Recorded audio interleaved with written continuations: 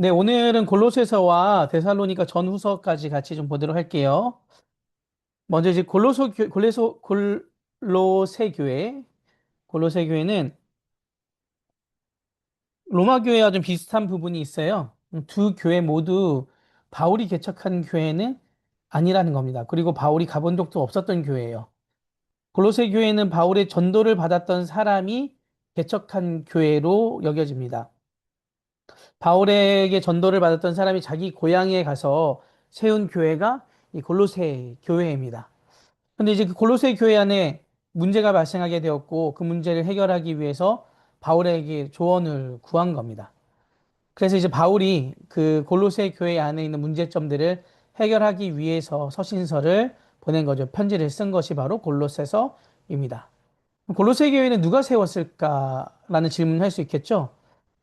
이제 골로새 교회는 사도에게 말씀 배운 사람이 자기 고향으로 돌아가서 세운 아주 긍정적인 모델이에요. 한국 교회사에도 그런 특이한 교회가 있는데 그 소래교회라고 들어보셨나요? 소래교회는 만주에서 사역했던 로스와 맥킨타이어 선교사에게 복음을 들었던 이 서상윤이라는 사람이 황해도 소래 지방에 가서 복음을 전하며 세운 교회예요. 그러니까 선교사들이 한국에 들어오기 전에 먼저 세워진 교회가 있었다라는 거죠. 선교사가 조선에 들어오기 전에 세워진 교회. 그 최초의 교회가 바로 소래교회인데요. 그 총신대학교 양지 캠퍼스에 가면은 이 소래교회를 복원해 놓은 교회가 있습니다. 이번에 저희 통선 아이들이랑 다녀오기도 했는데 뭐 한번 지나가다가 궁금하시면 다녀오시는 것도 나쁘진 않을 것 같아요. 어, 그 이 설립자는 이 골로새 교회의 설립자는 에바브라 또는 빌레몬. 이제 에바브라는 교역자였고요. 빌레몬은 자기 집을 예배당 처소로 내놓은 제공했던 사람입니다. 그래서 학자들은 에바브라 또는 빌레몬이 골로새 교회를 세웠을 것이다라고 보고 있습니다. 골로새서 1장 18절에서 바울은 예수님이 교회의 머리이심을 강조합니다. 교회는 그리스도의 몸이죠. 그리고 예수님은 교회의 머리이다. 몸된 교회의 유일한 머리는 예수님 뿐이라는 겁니다. 중요한 말씀이 1장 20절인데요. 한번 찾아볼까요? 골로새서 1장 20절.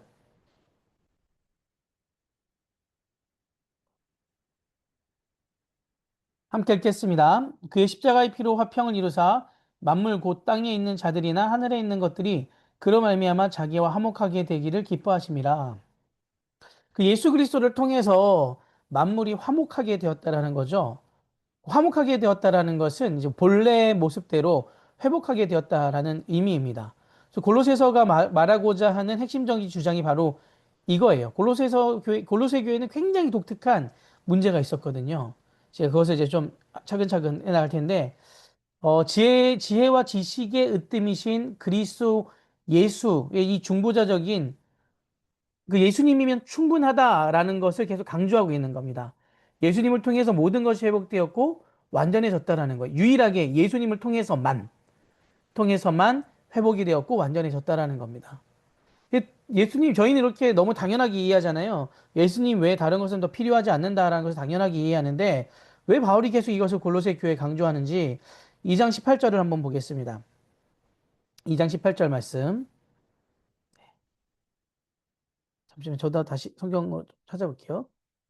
골로새서 2장 네, 18절 말씀. 어, 함께 읽겠습니다. 골로새서 2장 18절 말씀. 아무도 꾸며낸 겸손과 천사 숭배를 이유로 너희를 정죄하지 못하게 하라. 그가 그 본 것을 의지하여 그 육신의 생각을 따라 헛되이 과장하고. 이렇게 기록되어 있죠. 그러니까 특이합니다. 이게 바울이 이 말을 하게 된 이유가 있어요. 지금 저희들 이제 상식으로는 조금 이해가 안 되는 부분이지만 그 당시 배경에서 보자면 골로새 교회 안에 이 천사 숭배자들이 있었다라는 거예요. 많았습니다.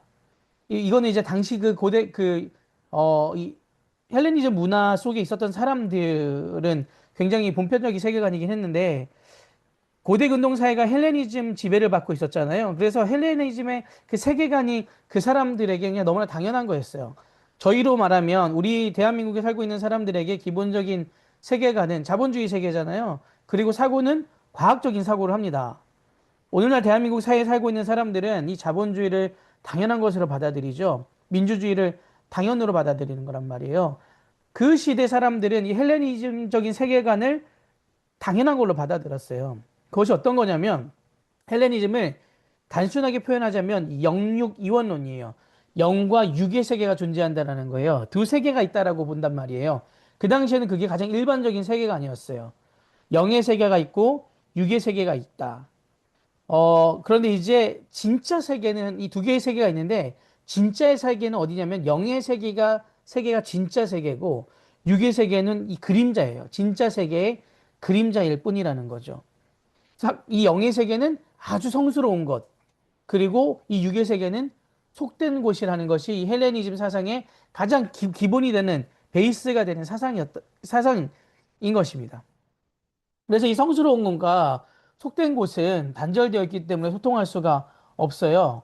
그래서 이 성스러운 영의 세계와 이 육의 세계를 연결해주는, 매개해주는 존재가 필요하거든요.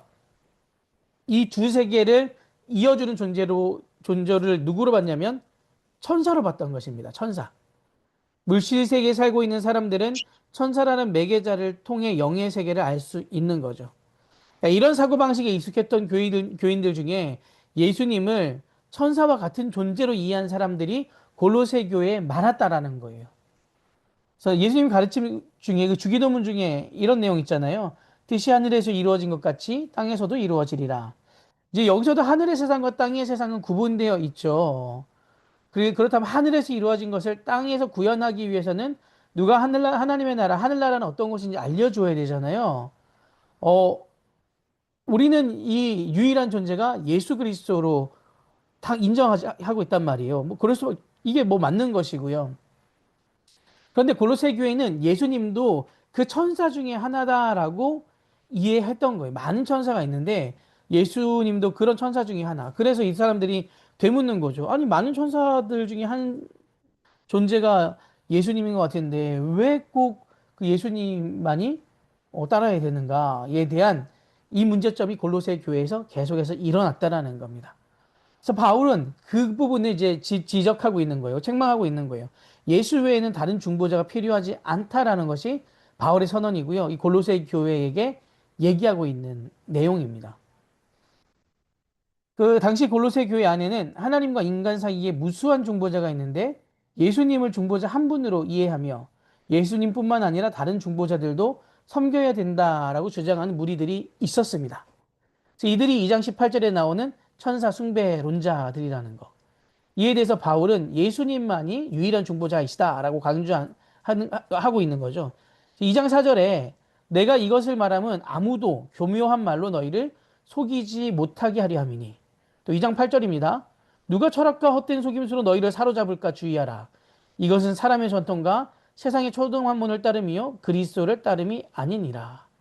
그러니까 여기에 나오는 교묘한 말, 철학, 속임수는 그 영지주의를 얘기하는 거예요. 제가 그 구약에서도 그랬고 구약에서 신약으로 넘어올 때 중간사에서 이 영지주의에 대해서 한번 길게 좀 설명드린 적 있었잖아요.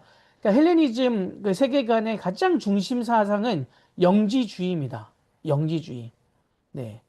이, 어, 이 4절과 구절은 영지주의자들을 반박하기 위한 구절이거든요. 영지주의자들은 예수님은 영이시지 육이 아니라고 주장했어요. 어떻게 거룩하신 분이 속된 육을 입을 수 있는가라고 문제 제기를 한 거죠. 그런데 그 주장에 대해서 바울은 아니다. 예수님은 완벽하게 성육신을 하셨다라는 겁니다. 그래서 이제 영지주의자들과의 그 초대교회가 계속해서 싸움이 일어나는 거예요. 영지주의의 주장은 크게 세 가지거든요. 다시 한번 좀 영지주의를 말씀드릴게요.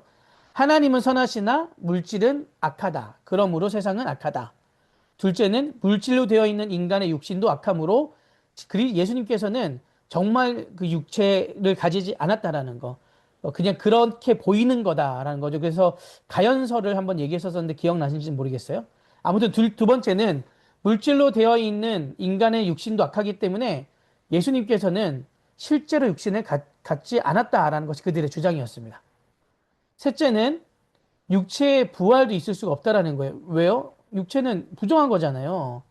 그래서 예수님의 성육신을 인정하지 않았고 신이 속되고 천박한 물질인 육을 입을 수도 없다라고 보는 것이에요. 그래서 요한서신에서도 사도 요한은 계속해서 영지주의자들이 비판하고 공격하거든요. 그래서 그들을 향하여 아주 심하게 얘기하잖아요. 적그리스도다. 예수님을 대적하는 자들이다라고까지 얘기합니다. 영지주의자들은 육신과 영혼이 별개이므로 육신을 마음대로 사용할 수 있다라고 봤어요. 그래서 영지주의자들은 또 극단적으로 나뉘어요. 첫 번째는 육체 자체를 부정하게 보기 때문에 가급적이면 이 육체를 사용해서는 안 된다. 그래서 금욕 생활을 하는 무리들이 있습니다. 또 다른 하나는 육체는 아무것도 아니기 때문에 마음껏 사용해도 된다라는 거예요. 이 쾌락주의적인 입장인 거죠. 그러니까 이렇게 영지주의는 극단적입니다. 끝과 끝이에요. 그리고 이 영지주의는 영 중심의 사고를 하는 거거든요. 네, 그래서 이제 영지주의가 교회 안으로 들어오게 되면 갈라지게 되는 거예요. 그런데 모든 그 초대교회의 가장 큰 문제가 바로 이 영지주의 때문이었습니다. 영지주의. 속된 것과 부정한 것들. 그리고 이 영지라는 말 자체가 기억나시는지 잘 모르겠지만 그 그노시스라고 해가지고 비밀스러운 어떤 지식을 얘기한다 그랬잖아요. 그래서 이 비밀스러운 지식을 통해서 이제 영지주의와 교회가 이렇게 짬뽕이 되었을 때 영지주의 사상을 받아들인 교회에서 얘기하는 것은 영지주의자들이 말하는 어떤 특별한 지식을 통해서 하나님을 접촉할 수 있게 됐고 구원을 받게 된다라고 주장하였거든요. 그래서 이 영지주의가 교회에 들어오게 되면 이 지식을 아는 사람들, 받았다고 하는 사람들과 아직까지 그 지식을 받지 못했다고 하는 사람들이 계속해서 구분이 되고 대립이 되고 싸우게 되는 거예요. 그래서 교회가 계속해서 깨질 수밖에 없게 된 거죠. 근데 골로새 교회에 바울이 제일 먼저 얘기하는 것이 교회는 몸인데, 지체인데, 오직 그리스도만이 머리가 되신다라는 것을 계속해서 강조하고 있었다라는 것입니다. 그래서 사도 요한도 요한서신에서 계속 영지주의자들이랑 싸우거든요. 가장 많이 강조하는 게 뭐냐면, 그래서 사랑입니다, 사랑. 서로 간에 하나님은 사랑이시다. 그러니까 우리도 서로 사랑해야 된다. 계속해서 사랑을 강조하면서 영지주의자들을 비판하고 있어요. 골로새 교도 이 영지주의자들이 가장 큰 문제였습니다. 근데 지금 제가 이렇게 좀 장황하게 좀 설명했지만 약간 복잡하게 설명한 것 같기도 하지만 지금 한국 교회는 이단들도 그렇고요. 세계에 있는 이단들의 대부분이 다 이 영지주의랑 똑같은 생각이에요. 신천지를 예를 들어 보면 그 비밀을 풀 수 있는 보혜사를 보내준다 그러잖아요. 그 보혜사가 이만희라고 주장하는 거고요. 그러니까 즉 이만희를 통해서 성경을 해석한 것만이 진짜 하나님을 알게 된다라는 그런 얘기인 거잖아요. 안상홍도 마찬가지고요. 다 중간에 누가 끼어 있어요. 그 끼어 있는 사람 존재들이 다 사람들이에요. 사람들. 네. 그러니까 그 영지주의의 그 초기의 영지주의의 그 사상이 지금까지 2000년이 넘었는데도 지금까지 이단들을 이렇게 구성해 오고 있다라는 겁니다. 골로새서의 중요한 부분들, 골로새 교회 안에 영지주의자들이 있었고 천사 숭배론자들이 있었다. 근데 이것은 지금 저희들이 보기엔 굉장히 황당한 상황이지만 그 시대 속에서는 황당한 것이 아니라 굉장히 자연스러웠던 현상입니다. 그렇게 좀 이해해 주시면 좋을 것 같아요. 그리고 바울은 이 3장 5절에서 탐심을 우상 숭배라고 말합니다. 모든 우상 숭배는 궁극적으로 자기 숭배잖아요. 그러니까 우상을 숭배하는 이유는 내가 잘 되기 위해서 우상 숭배를 하는 거잖아요. 자기가 잘 되는 것, 자기가 높아지는 것, 자기가 원하는 것을 이루는 것, 그것이 자기 숭배고 우상 숭배는 궁극적으로 이러한 자기 숭배를 추구하는 거예요. 그 우상들에게 절하고 무엇을 갖다 바치고 하는 것들이 그 우상에 대한 존재들을 위한 것처럼 보이지만 실제로는 그렇게 하면서 누가 복을 받고 싶어서 하는 거예요? 내가 복을 받고 싶어서 한다라는 거죠. 자, 우상 숭배하는 자들도 하나님을 위해 자기가 존재한다는 것을 인정하지 않죠. 하나님조차 나를 위해 존재하는 분으로 격화시킵니다. 이것이 우상 숭배의 모습입니다. 다시 한번 말씀드리지만 사람들이 우상 숭배를 하는 이유는 자기 자신을 위해서입니다. 근데 그 자기 자신의 핵심이 무엇이냐? 탐심이라는 거죠. 내 욕망을 채우려고 하는 거. 그래서 바울은 그런 우상 숭배적인 삶을 살지 말고 하나님 백성다운 삶을 살아가라고 계속 얘기하고 있는 것입니다. 자, 하나님의 뜻을 추구하고 이웃을 위한 삶을 살아갈 것을 권면하죠. 3장 18절 이하는 아내와 남편, 자녀와 부모, 주인과 종의 관계에 대해서 어떻게 행동해야 되는지에 대해서 원칙을 제시하고 있고요. 이 내용은 에베소서 5장에서 6장 내용과 비슷합니다. 행동의 대원칙이 무엇이냐면 에베소서 5장 21절에 이렇게 기록되어 있어요. 그리스도를 경외함으로 피차 복종하라. 그러니까 그리스도를 경외함으로 서로 간에 복종하라는 거예요. 이게 신앙인에게 요청되는 새로운 행동의 대전제거든요. 그런데 이제 중요한 건 뭐냐면 이 상호적인 관계 안에서 약자가 강자에게 하는 행동은 그냥 그대로 해왔던 것을 하면 되는 거예요. 예를 들면 종이 주인에게 했던 것은 달라질 게 없어요. 계속 종으로 살았던 그 모습대로 하면 되는 거예요. 그런데 관계 안에서 강자였던 사람들은 그렇지 않단 말이에요. 강자들은 약자를 위해서 해야 될 의무조항이 별 없어요. 그런데 바울은 남편도 아내를 위해서 이렇게 하고 아내도 남편을 위해서 이렇게 해라. 부모도 자녀를 위해서 이렇게 하고 자녀도 부모를 위해서 이렇게 하라. 주인도 종에게 이렇게 해라. 라는 새로운 의무를 부과하는 거죠.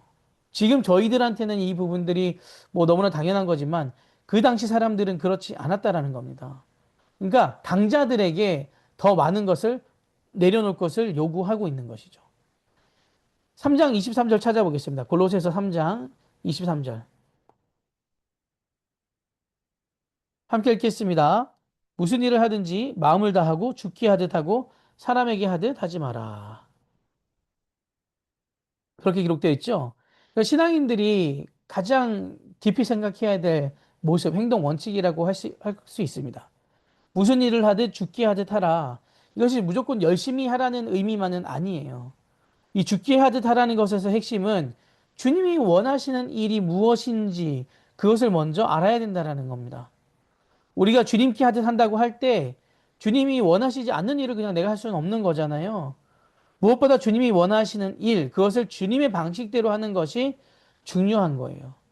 자, 이것이 주님의 일이라고 하면서 그 공동체가 자꾸 깨어지고 다투고 그런다면 그 주님께서 원하시는 일일까요? 아니죠. 주님께서 원하시는 일은 주님께서 원하시는 방법대로 그 일을 해야 됩니다. 죽게 하듯 하라 말 속에서는 이 의미가 담겨 있는 거예요. 하나님께서 원하시는 일이 무엇인지 찾고, 그리고 하나님께서 원하시는 그 방법대로 하는 것. 그것이 굉장히 중요한 일입니다. 그러니까 우리가 또 주목해야 될 말씀이 4장 9절인데요. 4장 9절 말씀. 네. 읽겠습니다. 신실하고 사랑을 받는 형제 오네시모를 함께 보내노니 그는 너희에게서 온 사람이라 그들이 여기 일을 다 너희에게 알려주리라. 오네시모라는 이름이 등장하잖아요. 오네시모는 어디에 또 등장하나요? 빌레몬서에 등장하지요. 원래 오네시모는 빌레몬의 종입니다. 종. 그래서 이제 보통 저희가 일반적으로 할 때는 그 오네시모가 도망쳤다라고 생각을 하지요. 그런데 이제 또 다른 학자들은 다른 관점으로 얘기하거든요. 그 관점을 제가 좀 설명을 드리도록 할게요. 그 한국 교회는 빌레몬서를 통해 해석하면서 오네시모가 이 바울과 이 감옥 동기다라고 생각하는 경우들이 많은데 그렇게 되면 이 저희가 읽은 골로새서 4장 9절이 이해가 잘 안 되죠. 어, 오네시모를 함께 보내노니 너희에게서 온 사람이다. 그리고 이제 여기를 다 너희에게 말해줄 것이다라고 얘기하거든요. 근데 어떻게 바울이 보낼 수 있을까요? 지금 바울은 감옥에 있단 말이죠. 골로새서는 옥중서신이잖아요. 바울은 이제 로마 시민권자잖아요. 그리고 오네시모는 노예입니다. 같은 곳에 이렇게 수용될 수가 또 없어요. 그래서 어떻게 이제 신학자들은 이해를 하냐면 오네시모를 이제 바울의 그 수감 생활, 수용 생활을 돕기 위해 빌레몬이 보낸 사람으로 이해를 하는 거죠. 이 과도한 해석은 아닙니다. 당시 로마 시민권을 가진 사람이 감옥에 갇히게 되면 수용 생활을 돕기 위해서 종이 함께 생활하는 경우들이 많았다고 해요. 그래서 이제 빌레몬이 바울의 수감 생활을 돕기 위해서 자신의 종인 오네시모를 보냈다라고 보는 거죠. 그래야만 바울이 오네시모를 다시 돌려보낸다는 말이 설명이 되거든요. 그래서 빌레몬서를 이제 볼 때 빌레몬서만 해석 보면 안 되고요. 빌레몬서와 골로새서를 같이 봐야 합니다. 골로새서와 빌레몬서에는 같은 이름이 계속해서 등장해요. 빌레몬, 뭐 오네시모, 아키포 이런 사람이 나오거든요. 빌립보서 1장 2절에 보면 자매 안비아와 우리가 함께 병사된 아키포와 내 집에 있는 교회에 편지하노니 이 아키포가 등장해요. 골로새서와 빌립보서가 매우 긴밀한 연관이 있는 서신서거든요. 그래서 학자들은 골로새 교회가 빌레몬의 후원 아래 모였던 이제 가정교회가 아닐까라고 생각하는 그 학자들도 있고요. 또 이제 그 안에 좀 더 교인들이 풍성하게 있었다라는 얘기도 있습니다. 4장 16절을 보면 이렇게 기록했습니다. 이 편지를 너희에게 읽은 후에 라오디기아인 교회에게도 읽게 하고 또 라오디기아 교회로부터 오는 편지를 너희도 읽으라. 그러니까 바울은 골로새 교회로 하여금 라오디아 교회 편지를 회람하라, 이제 돌려서 봐라라고 얘기하고 있습니다. 지난번에도 말씀드렸듯이 글을 읽을 수 있는 사람들이 많지 않았기 때문에 종이도 귀했고요. 그래서 바울이 모든 교회에게 다 편지를 쓸 수는 없었잖아요. 그래서 이제 보낸 것을 같이 서로 나누어서 읽고 그 교회를 든든히 세워가라라는 그런 이제 부분이 서신서에 일반적으로 많이 드러나고 있습니다. 이 골로새서는 짧은 서신서지요. 짧은 서신서이고요. 그런데 이 골로새 교회가 직면하고 있었던 그 상황, 영지주의로 인하여 너무너무 힘든 상황이었고, 그 천사 숭배론자들이 그 교회 안에 있었고, 뭐 물론 교회는 아주 많지는 않았을 거예요. 당시 교회라는 것 자체가 굉장히 연약한 공동체였기 때문에 그래요. 제가 주일날 그런 생각을 좀 해봤습니다. 교회 이렇게 새벽에 가면서 그냥 문득 그런 생각이 든 거예요. 우리가 초대교회로 이제 돌아가자라는 얘기를 참 많이 하는데 초대교회가 과연 완전했던 교회였을까? 좀 불완전했었던 교회 같은 거예요. 왜냐면 교회가 처음에 생겨났기 때문에 교회 뭐 시스템적인 부분이나 그다음 교회 기능에 대해서 상당히 많이 오히려 부족했을 것 같거든요. 그러니까 시간이 지나면서 더 많이 보완이 되지 않았을까라는 생각을 하는 거죠. 즉, 초대교회는 굉장히 사건들도 많았고, 문제들도 많았고, 그 안에 신학적으로도 굉장히 낮은 수준의 교회들이 대부분이었을 것으로 이해하는 게 맞는 것 같아요. 그런데 그런 교회들 하나님께서 계속 하나하나씩 만들어가고 다듬어 가시는 거죠. 그러니까 초대교회의 정신으로 돌아가기 위해서 가장 중요한 것은 무엇이었냐면 그런 얘기가 있잖아요. 초대교회는 성령께서 일을 하시지 않으면 교회가 돌아가지 않은 교회였다. 그런데 지금 현대교회는 성령님께서 역사하지 않으셔도 교회 시스템적인 것만으로 잘 돌아간다. 과연 무엇이 옳은가? 라는, 그런 얘기들이 있었어요. 뭐, 물론, 시스템적인 부분도 저는 중요하다고 보는데, 그것이 성령보다 앞서서는 안 된단 말이 의미인 거죠.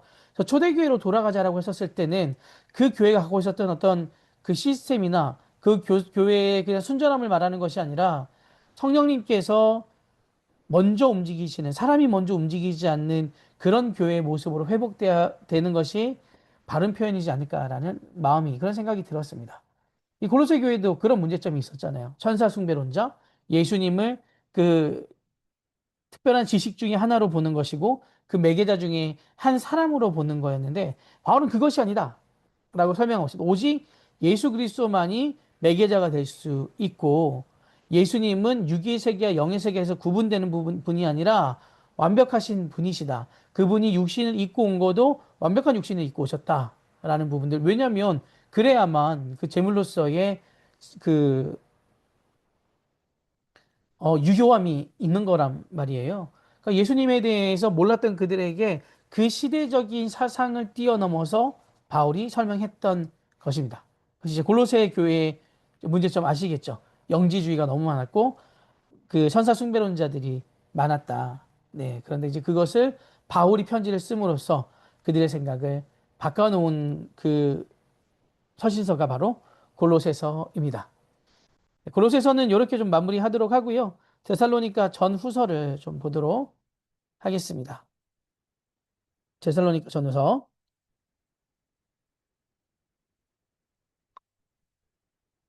음. 데살로니가 전서는 바울 서신 가운데 가장 먼저 기록된 서신으로 보고 있습니다. 대략적으로 AD 48년, 50년 사이에 쓰여졌을 것으로 보고 있고요. 서신서에서 가장 먼저 쓰여졌기도 했지만 신약 성경 전체 중에 가장 먼저 쓰여진 성경이 데살로니가 전서입니다. 복음서는 그 이후에 나와요. 60년대 후반부터 그 집필되기 시작한단 말이에요. 차이가 좀 있습니다. 마태복음이 제일 먼저 나와서 저희는 복음서가 가장 먼저 쓰여진 신약 성경이라 생각하는 경우들이 많은데 그렇지 않아요. 데살로니가 전서가 가장 빨리 쓰여진 성경입니다. 데살로니가 전서 3장 1절에서 2절을 한번 좀 찾아볼까요? 데살로니가 전서 3장 1절에서 2절 말씀. 네.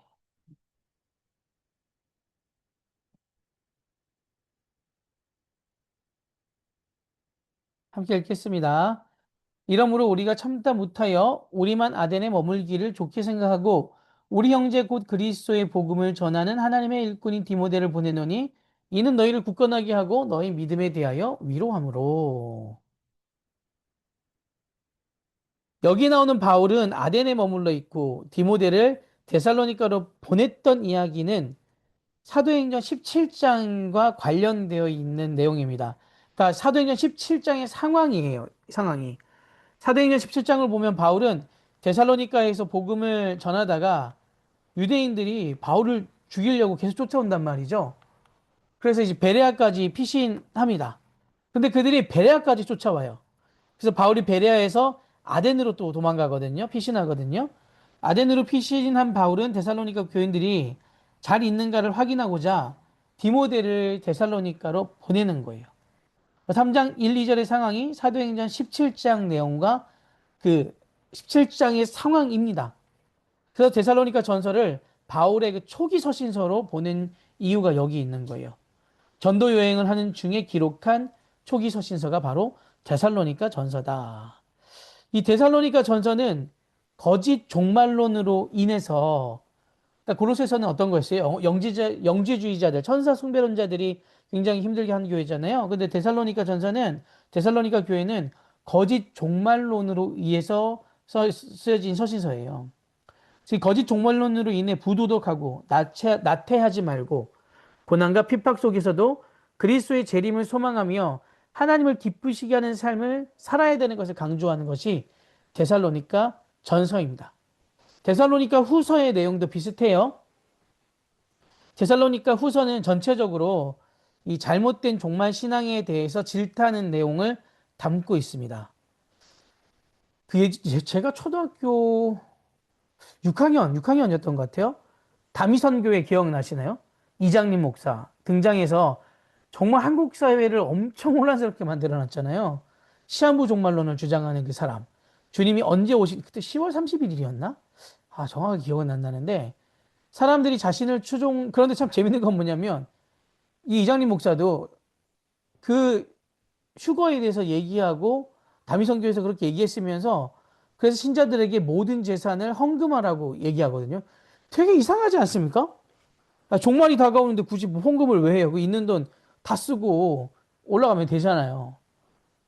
근데 곧 재림하시는데 많은 헌금을 축적하는 건 아무런 의미가 없어요. 근데 나중에 밝혀진 게 그 이장님 씨가 1993년과 94년에 만기가 되는 금융상품에 상당한 금액을 투자한 게 나중에 밝혀졌잖아요.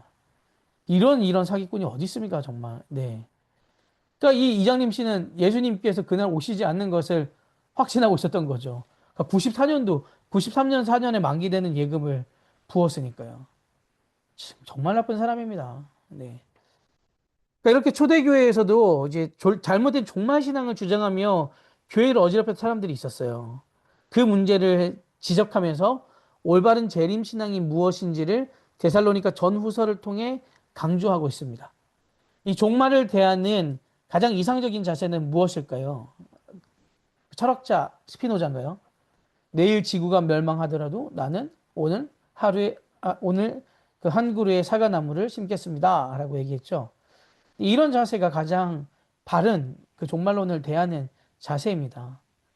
예수님이 언제 재림하신지 안다고 하더라도 일상을 신실하게 살아가는 것이 종말을 대비하는 가장 올바른 자세입니다. 당시 데살로니가 교회 안에서 논쟁이 있었거든요. 이슈는 무엇이었냐면 주의 재림을 보지 못하고 죽은 사람들은 어떻게 되는가? 그 재림이 지연되면서 재림을 보지 못하고 죽은 신자들이 계속해서 생겨났잖아요. 이 당시 그 사람들은 예수님은 곧 오신다라고 생각하셨어요. 예수님의 제자들도 예수님께 곧 오신다라고 생각하셨어요. 그런데 이제 시간이 지나도 그들이 이제 죽게 되었는데 예수님은 아직 오시지 않는 그 상황. 이것은 어떻게 되냐는 그 의문이 생긴 거죠. 그 걱정을 하기 시작한 겁니다. 4장 14절 한번 찾아보겠습니다. 4장 14절입니다.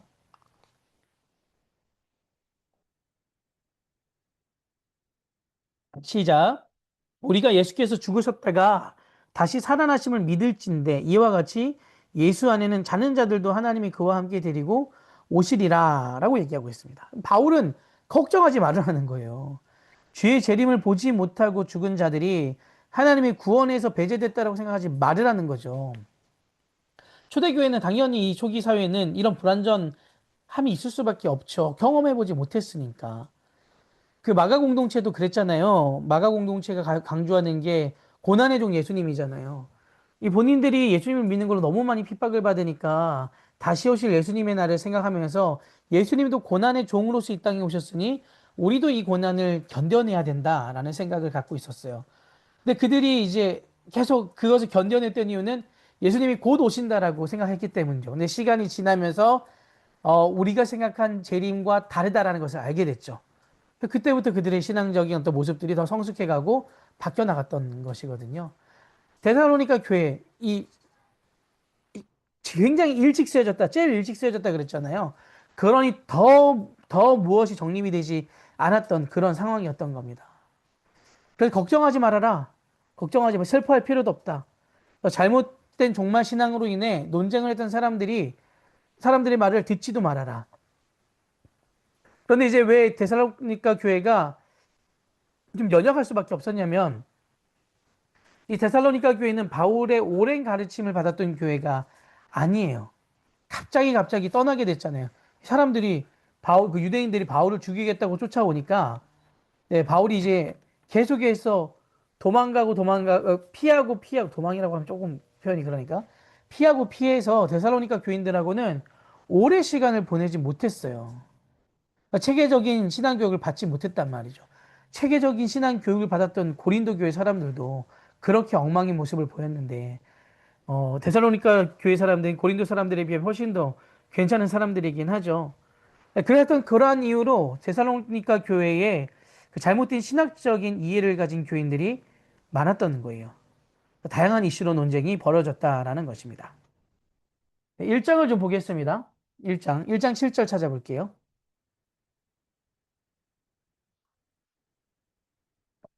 함께 읽겠습니다.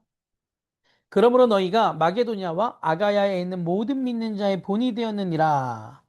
이 마게도냐는 그리스 북부 지역을 얘기하고요. 아가야 지역은 그리스 남부 지역을 가리키는 표현입니다.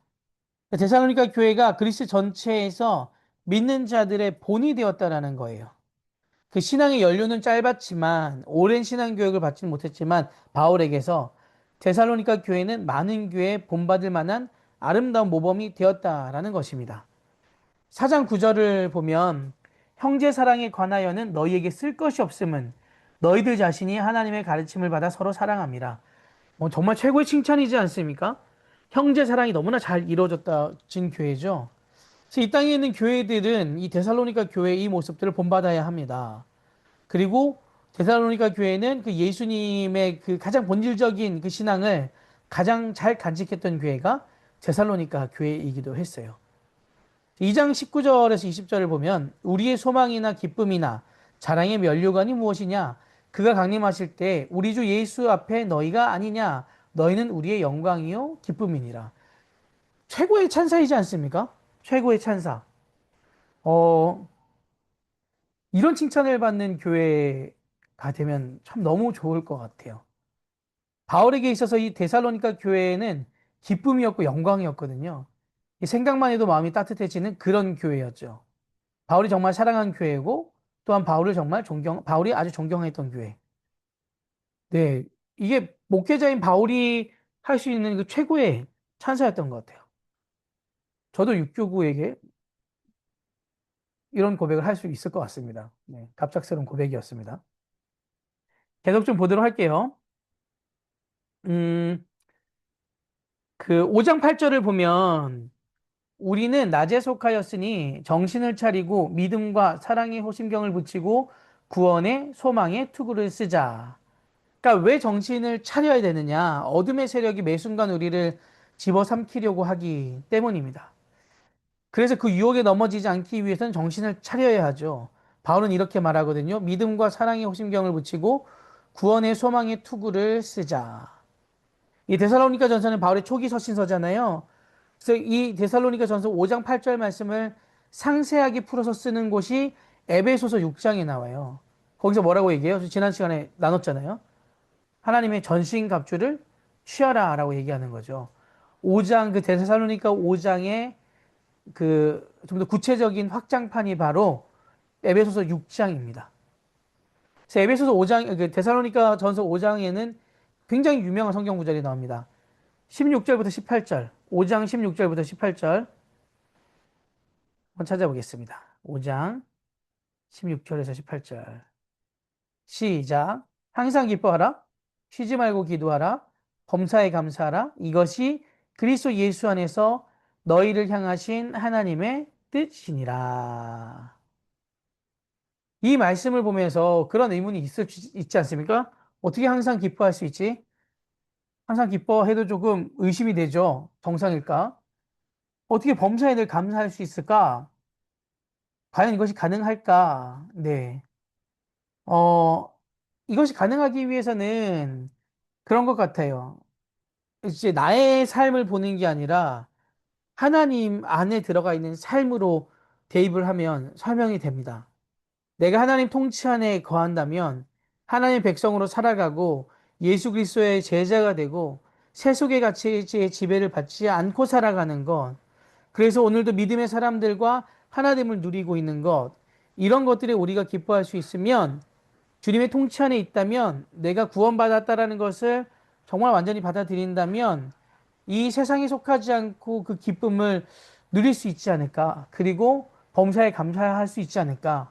그런 사람들은 하나님의 그 통치 안에서 살아가기 때문에 늘 어떤 삶일까요? 항상 기도하는 삶이지 않겠습니까? 내 상황에 집착하는 것이 아니라 내가 기뻐하는 이유와 감사할 수 있는 이유. 그것이 이제 바로 예수님으로 인하여 새로운 피조물이 되었다라는 것을 우리 정말 완벽하게 받아들이면 주님의 그 통치 안으로 들어가는 삶을 살아간다면 할 수 있지 않을까라는 생각이 들어요. 저도 잘 안 되지만 그것이 우리 신앙생활의 궁극적인 지향점이 돼야 되지 않을까요? 그래서 바울이 보여줬잖아요. 억울하게 감옥에 갇혔는데도 찬양을 하잖아요. 희한하지 않습니까? 네, 이게 제가 지난번 주일날 설교에서 말씀드렸듯이 이것이 진리 안에 있는 사람의 모습인 것 같습니다. 주의 영에는 자유함이 있잖아요. 그 감옥 안에서도 하나님께 감사할 수 있다면 저는 그 사람이 가장 복된 사람이라고 생각을 합니다. 항상 기뻐하라, 범사에 감사하라, 이 말씀이 우리 안에서 이해되고, 그리고 그렇게 받아들일 수 있는 삶으로 계속해서 성장해서 나아가는 저희들이 되었으면 좋겠습니다. 5장 22절 말씀도 볼게요. 악은 어떠한 모습으로도 버려라. 저희 집 강아지가 갑자기 왜 저러는지.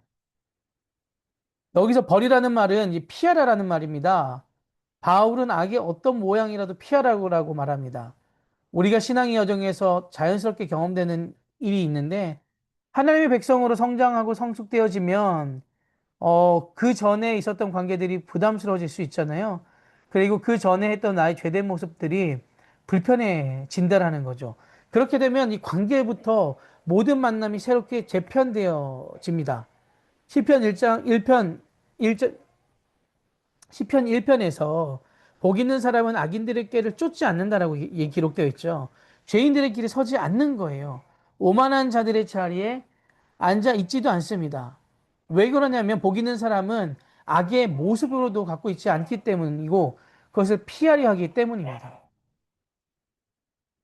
이 말씀을 기억하시면서 저희들도 이제 악의 어떤 모습도 버릴 수 있는 저희들이 되었으면 좋겠어요. 죄송합니다.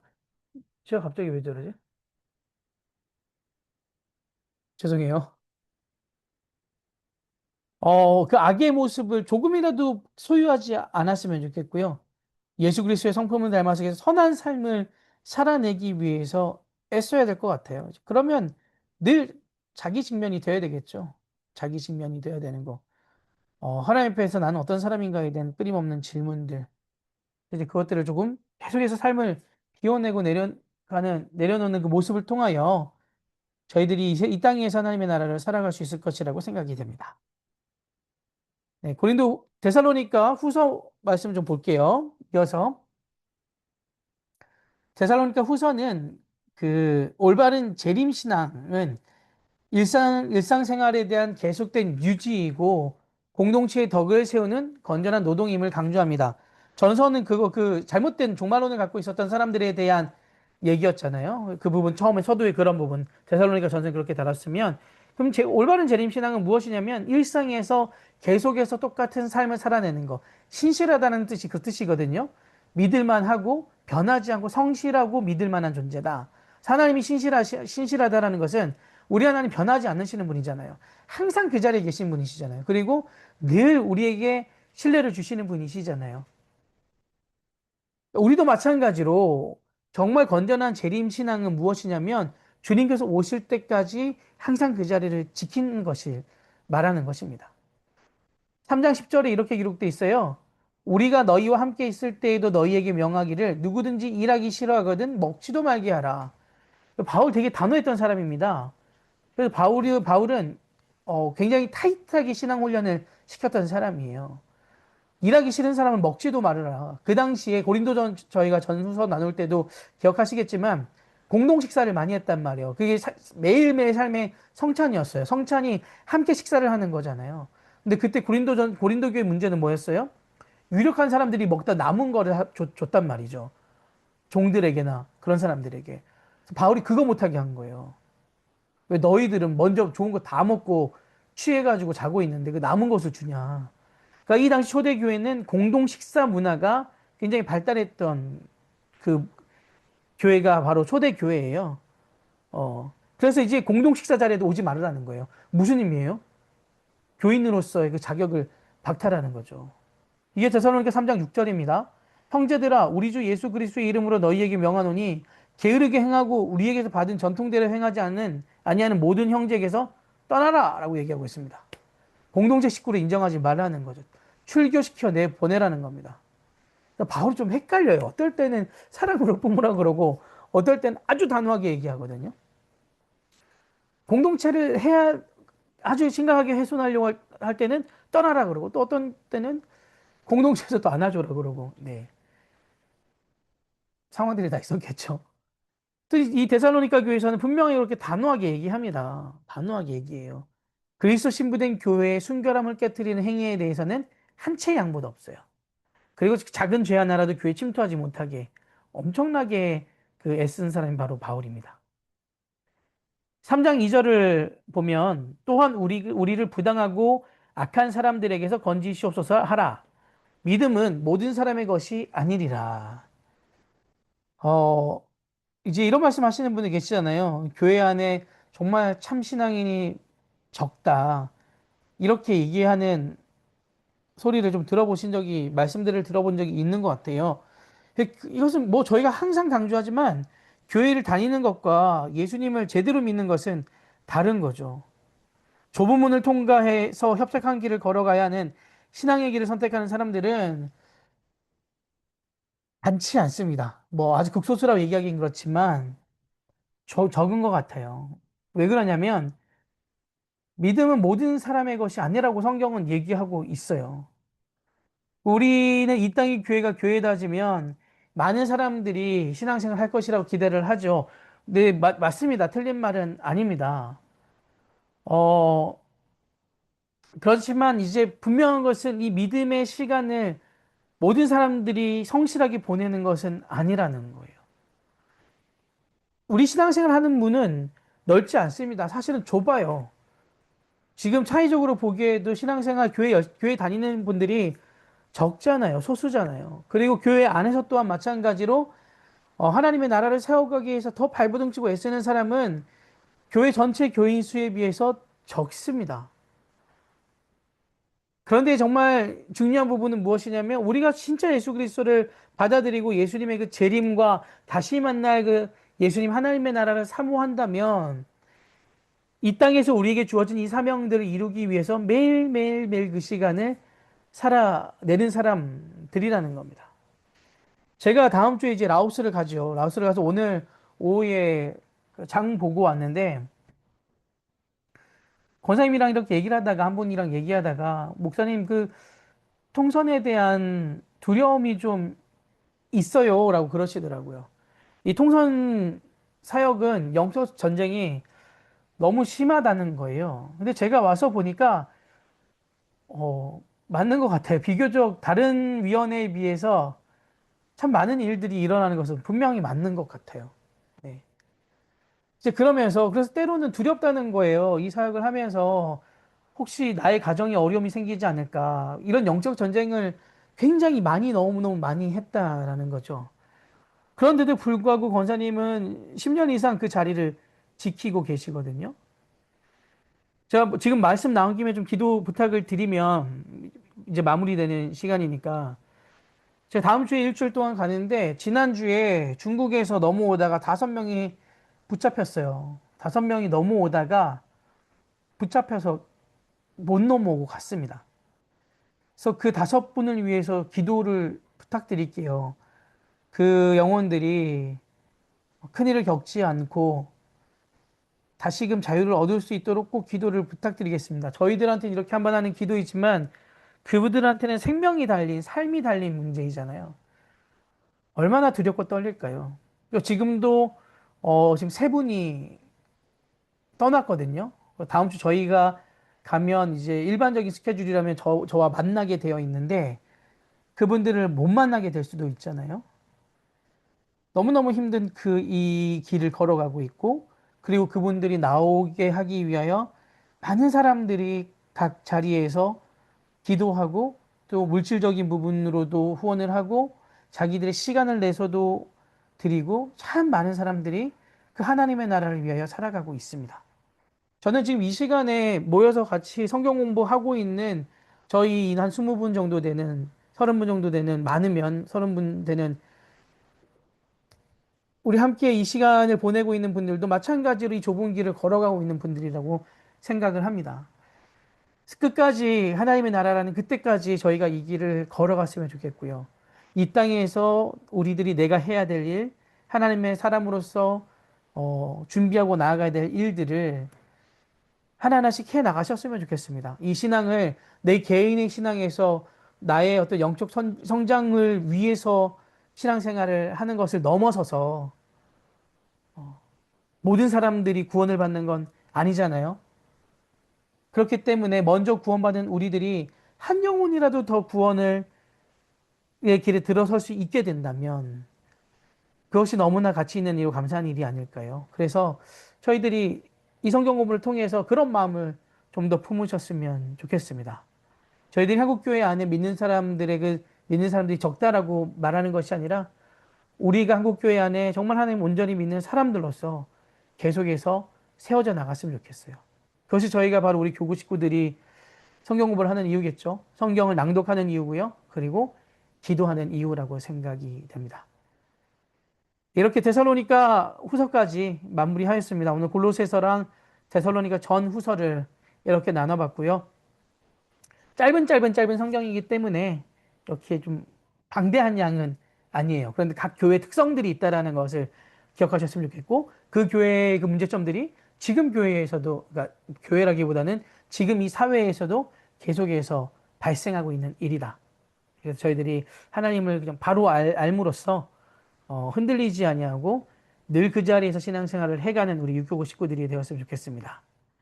다음 주는 제가 한 주 동안 또 네, 라오스에 있습니다. 그래서 기도 부탁을 하고 떠날게요. 월요일 날 아침 일찍 떠나서 토요일 날 새벽에 도착하는데 그 시간 동안 또 참 의미 있는 게 세례를 주게 됐어요. 2분 정도 세례를 주게 됐는데 그 시간들을 통하여 귀한 하나님의 은혜가 나타나는 시간이 되게 해달라고 같이 기도해 주셨으면 좋겠고 그로 인해서 또 불가피하게 다음 주는 휴강을 해야 될 것 같습니다. 네, 자꾸 이렇게 반복되는데 아마 요거 다녀오고 나서는 휴강할 일이 별로 없을 것 같아요.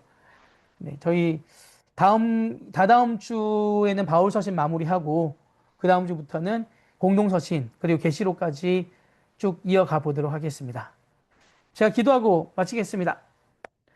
하나님 오늘 골로새서와 그 데살로니가 전후서를 또한 나눴습니다.